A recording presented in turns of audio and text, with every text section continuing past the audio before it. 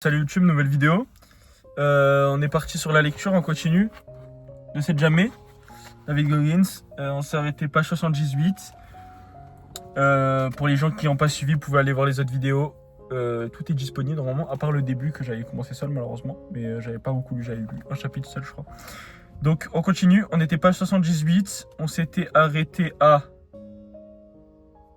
Ah, bonne question. Ouais, je crois qu'on était arrêté à la page 78, hein, je crois. Net. 82.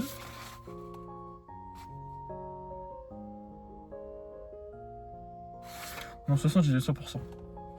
Je pense. Bon, on verra. Pire, je regarde. Ok, donc c'est parti. On continue. Je lis jusqu'à la page 80, 83, un truc comme ça, 82. Bref, on verra. C'est parti. Donc, j'avais déjà couru le Leadville une fois et j'avais au moins la moitié sous la limite des 30 heures. Et aucun d'eux ne souffrait des problèmes cardiaques non identifiés. Ok, pardon, je reprends. Désolé. Ok. J'avais déjà couru le Leadville une fois et je savais que moins de la moitié des participants parvenaient à terminer la course en dessous de la limite des 30 heures. Et aucun d'eux ne souffrait de problèmes cardiaques non identifiés ni de drépanocytose, une maladie qui augmente le risque de mal de montagne. Lorsque l'on vit au niveau de la mer, il est beaucoup plus difficile de s'entraîner pour une course en altitude. En plus, mon programme de conférence étant très chargé, je savais que j'allais passer des mois à voyager et que je ne ferais que des entraînements pourris. Je serais obligé de courir dans des villes inconnues, sur des avenues bordées de tonnes de feux rouges et de trottoirs bondés ou dans des quartiers résidentiels que je connaissais à peine, sur des routes entrecoupées de carrefours. Pour Leadville, un entraînement idéal n'était pas seulement optimal, il est indispensable afin d'espérer réaliser une performance acceptable. Oui, j'avais plein d'excuses toutes prêtes pour me défiler, mon hésitation en disait long, mon monologue intérieur essayait de me dissuader de participer à une course que je n'avais même pas envisagé de faire. C'est ce qui a fait un esprit moyen. C'est ce que fait un esprit moyen. Les raisons de dire non à un projet qui nous le garantit... Non, attends, non, le savon exigeant de... Ok. C'est ce que fait un... Les raisons de dire non à un projet qui, nous le savons, exigera un dévouement maximum et n'offre aucune garantie de succès se bousculent dans notre tête jusqu'à ce que nous abandonnions avant même de nous y mettre. C'est à ce moment-là que j'ai su que je m'étais déjà ramolli. Parfois, les plus grandes décisions de votre vie, celles qui déterminent votre trajectoire pour les semaines, les mois et les années, voire les décennies à venir, vous prennent de court. Les bonnes raisons de refuser purement et simplement les propositions de Babbitt ne manquaient pas. Mais je ne pouvais pas. J'aurais surtout eu du mal à me regarder dans la glace et je n'aurais pas supporté ma faiblesse. Bien sûr, j'étais occupé, mais je trouvais bien le temps de m'entraîner. Pendant mes grandes années d'ultrafond, j'avais une preuve presque tous les week-ends et je travaillais à plein temps. À l'époque, j'avais verrouillé les portes de mon laboratoire mental et j'y vivais jour et nuit. Je m'inscrivais à des 100 miles, comme si ce n'était des cours de cardio ou de fractionnés de 45 minutes. Je m'exposais des séries d'obstacles simplement pour acquérir de l'expérience. Côté santé, mon cœur ne savait pas jouer le moindre tour depuis 10 ans, à part mon passage aux urgences à Noël. Je pouvais toujours me cacher derrière cet incident si je le souhaitais, mais ce n'était rien de plus qu'un prétexte et le fait que je me serve encore de cette béquille ne me disait rien qui vaille. C'est ça que tu es devenu? Ai-je demandé sur un ton menaçant à l'homme dans le miroir. Ce n'est pas le miroir immonde et terni de ma jeunesse. Celui-ci étincelait comme du cristal. Un type qui mange du bacon et des yeux au réveil, qui regardait le sport à la télé, qui prononce des discours et qui pose pour les photographes. Tu n'es pas un sauvage, c'est fini. Mais alors qui es-tu devenu? Pour préparer leur plus grand combat, les boxeurs professionnels ne restent pas chez eux. Ils vont dans la montagne ou dans la forêt, là où les 6 heures relatifs et l'absence de superflu leur permettent de se concentrer. Ils n'amènent pas leur famille avec eux, ils amènent leur entraîneur et chacun de leurs gestes a pour but de retrouver leur instinct primaire et cette faim qui les a endurcis et qui fait d'eux des champions. Quand j'étais dans l'armée, j'étais un battant, jamais je ne levais le camp, je gardais mon instinct primaire. Ce qui m'endurcissait, c'était les tâches horribles que je me coltinais et que je me torchais une à une, sans hésitation. Chaque jour, mon objectif était de me réveiller avant tout le monde, c'est-à-dire à 5 heures, parfois 4 heures, voire 3 heures. J'avais besoin d'être le premier à fouler le sable ou la piste. Si pour une raison improbable, ce n'était pas le cas, je repartais m'entraîner 2 ou 3 heures la nuit pendant que les autres dormaient. J'étais engagé à 1000%, j'étais un sauvage à plein temps. Ensuite, ma vie est devenue plus confortable et mon état d'esprit a changé. Tous les efforts que j'avais déployés pour vaincre mon esprit négatif m'avaient transformé. Mes démons et mes incertitudes qui avaient été mes principales sources d'énergie pendant 2 décennies n'occupaient plus la même place dans mon cerveau. J'avais réussi à les mettre à leur juste place et ce vide s'était rempli d'une nouvelle perception de moi-même. Pour écrire mon livre, je m'étais mis dans la peau d'un artiste et son succès fulgurant a été le seul terrain miné que je n'avais anticipé. Si l'argent ne fait toujours pas le bonheur, il apporte une certaine satisfaction, et la satisfaction est la porte ouverte à l'autosatisfaction. Bien sûr, je faisais illusion, j'étais affûté, et si vous avez essayé de courir avec moi, vous aurez pensé que j'étais encore en forme. Même si je m'entraînais 2 fois par jour, j'étais au mieux un sauvage à temps partiel, un guerrier du dimanche. Les guerriers du dimanche s'entraînaient dur lorsque leur emploi du temps chargé le leur permettait. Ils le font pour cocher une case et seulement quand ils le veulent. Et après 1 ou 2 journées d'efforts intenses, ils relâchent la pression. Quand on est un vrai sauvage à plein temps, c'est un mode de vie. On ne veut pas, on doit le faire.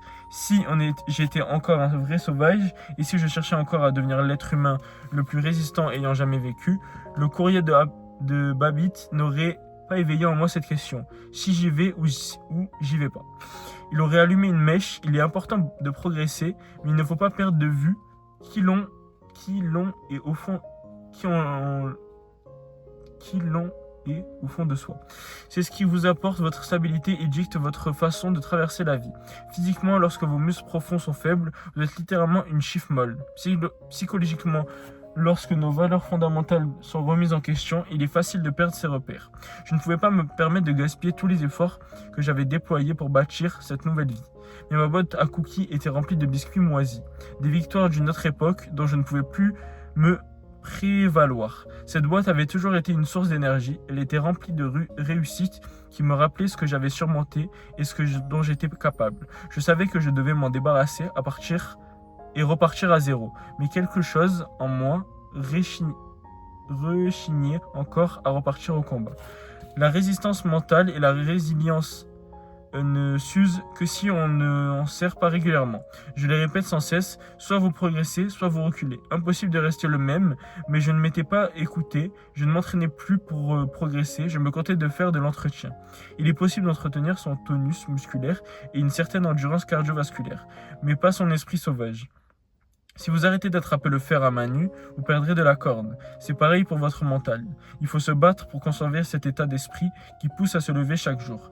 Il ne demande qu'à disparaître. Les opérations, les maladies, les gros horaires de travail et les obligations familiales sont autant d'excuses pour se reposer. Et si vous vous reposez aujourd'hui, il sera encore plus facile de continuer de le faire demain. En vrai, 8 minutes, je pense que je vais arrêter là. Au moins en vrai, parce qu'en fait j'ai envie bien de le faire tirer le livre parce que il est vraiment bien. Après vous allez me dire, raisonnable du coup. Du coup on s'arrête page 82. Ou non vas-y je lis la 82 et on s'arrête 83. Aujourd'hui il sera encore plus facile de continuer de le faire demain. La pente est glissante, mon mode de vie et mes activités se sont toujours appuyées sur le mental. L'esprit se ramollit bien avant le corps. Heureusement, j'en étais pas là, mais mon esprit s'était un peu ramolli, car cela faisait des années que je n'avais pas tenté de repousser mes limites. J'avais beau vouloir refuser la proposition de Babbitt, je n'arrivais pas à me sortir de Leadville de l'esprit. Cela a duré des jours qui se sont transformés en semaines. Sa proposition me hantait, et plus je pensais à mon cœur fragile, à d'autres problèmes de santé chroniques et à mon emploi du temps chargé, moins tout cela semblait avoir d'importance. Dans l'armée, mes entraînements étaient plus difficiles, mes nuits plus courtes et mes déplacements plus fréquents qu'aujourd'hui. La première fois que j'ai préparé le Badwater, mes pieds et mes chevilles étaient dans un tel état que je n'avais même pas pu courir pendant les 4 premières semaines. J'ai dû m'entraîner sur un vélo elliptique ou un rameur. Pourtant, à aucun moment je n'ai envisagé de m'arrêter à cause de mes blessures. Quand l'hiver a cédé la place au printemps, j'ai su qu'il était temps de retrouver mon instinct primaire. Mais je ne me suis pas pour autant inscrit à Leadville. Pendant 8 semaines, je me suis imposé un purgatoire selon la minute, l'heure ou le jour où je me disais que j'étais partant. Oh, pardon. Puis j'ai énuméré toutes les bonnes raisons de ne pas participer à la course. En avril, quand mon cardiologue m'a autorisé à augmenter mes entraînements, tel le sauvage à temps partiel que j'étais devenu, j'ai plongé un orteil dans les eaux de Leadville. Je n'avais toujours pas répondu à Bob, mais j'ai poussé mon entraînement, jusqu'à un certain point. Au lieu d'enchaîner des semaines à 160 km, je me contentais de 80 km. À chaque fois, mon esprit était ailleurs. À la fin, je me souvenais à peine de ce que j'avais ressenti ou vu sur la route. Ce n'était pas mon habitude, contrairement à la plupart des gens, quand je cours. Je n'arrive pas à déconnecter mentalement et à penser tout ce que j'ai à faire. Je dois rester concentré. Pourquoi ?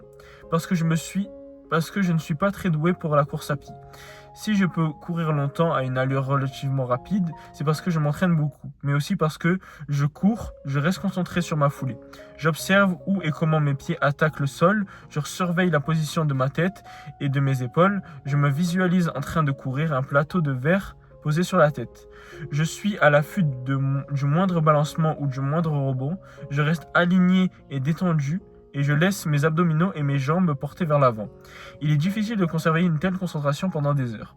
Lorsque je cours bien, je répertorie chaque écart de conduite, chaque attaque de travers, je me souviens exactement où et quand ils se sont produits et je me les repasse dans la tête par la suite. Car je ne cours pas pour brûler des calories ou entretenir mon endurance cardiovasculaire, je cours pour atteindre une excellence mentale et physique. J'avais perdu cela de vue et je m'étais devenu un coureur comme un autre. Et je n'avais jamais aimé être un coureur comme un autre. Si je voulais exploser le Leadville et me retrouver, je devais exiger davantage de moi-même au quotidien. Je devais aiguiser ma concentration. J'ai demandé à Kish de ne plus programmer de mes conférences. De toute façon, je n'ai jamais beaucoup aimé le côté business. J'apprécie le respect et le soutien des personnes et des organisations avec lesquelles je travaille, mais je sais que cela a un effet délétère sur mon état d'esprit. Voilà, j'ai fini. Bon, j'ai lu jusqu'à 84, du coup, finalement. Voilà. Du coup, on a fini. Petit débrief, même si c'est que la moitié. Donc là, il nous parle de sa résilience, on va appeler ça comme ça en vrai.